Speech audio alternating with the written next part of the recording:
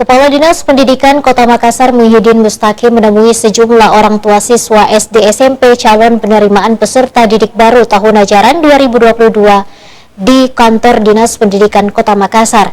Hal ini terkait sejumlah persoalan yang dialami saat pendaftaran PPDB tahun 2022.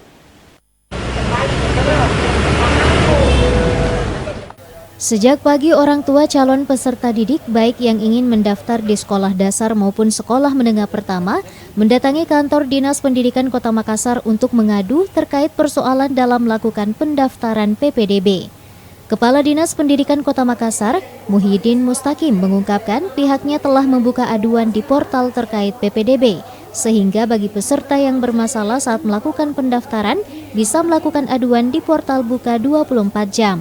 Selain itu, dirinya juga menjelaskan pihak sekolah maupun dinas pendidikan akan menerima berbagai aduan dari orang tua murid perihal PPDB.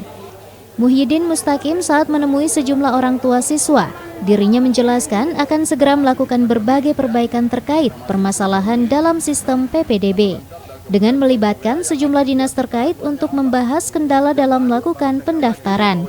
Selain itu, Muhyiddin juga sempat berdialog dengan sejumlah orang tua siswa untuk bagaimana dapat mencarikan solusi.